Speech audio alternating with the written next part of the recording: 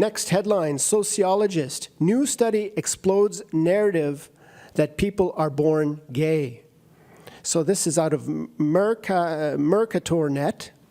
So the findings of a recently published study explode the false narrative that being gay is an innate condition that is controlled or largely compelled by one's genetic makeup. So in other words, this study shows that there is no gay gene, quote unquote, and that people are not, quote unquote, born that way. The study found that a person's developmental environment, diet, family, friends, neighborhood, religion, and a host of other life conditions was twice as influential as genetics on the probability of adopting same-sex behavior or orientation, and that the genetic influence did not come from one or two strong sources, but from dozens of genetic variants that each added a small increased propensity. So it's not one or two genes, it's a bunch of genetic variances that add up into a bit of influence towards the same-sex condition.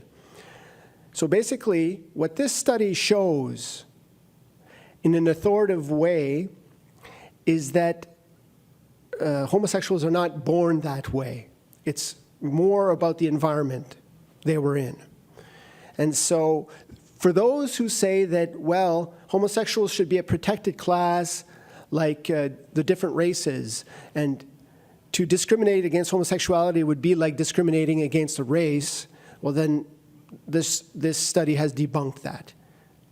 And I don't even think that this study really changes anything anyways, because what this whole argument between whether homosexuality is innate or not, what it rests upon is the assumption that something genetic has to be good. And that's just not true.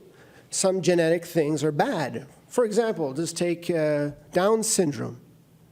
Having Down syndrome is not a good in itself.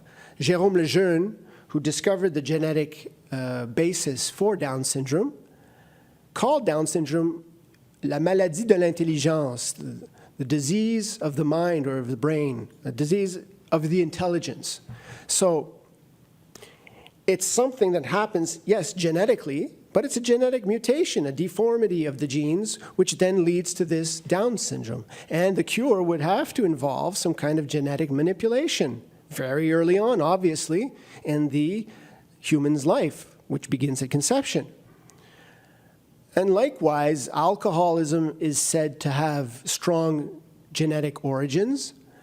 And so you can't say that alcohol becomes good because it's genetically predisposed. Alcoholism is good because it's genetically predisposed? No.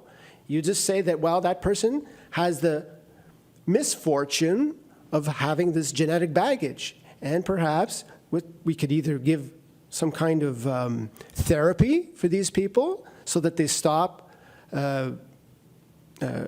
drinking, or you can maybe manipulate their genes at a certain period when the technology allows it so that the person stops being alcoholic. So the same could be applied for homosexuality. It doesn't mean it's good if it's genetic. It just means that it's genetic. And if it's bad, well, then you manipulate the genes to change the outcome, or you offer a therapy that might compensate for the genetic influence, whatever. The question of whether it's good or bad is independent of its genetic origin. That's my point. So this is really a non-issue, but for some people it seems to be an issue. And for those people, well, their argument has been debunked because, as this study shows, there's no genetic basis, demonstrable genetic basis for homosexuality.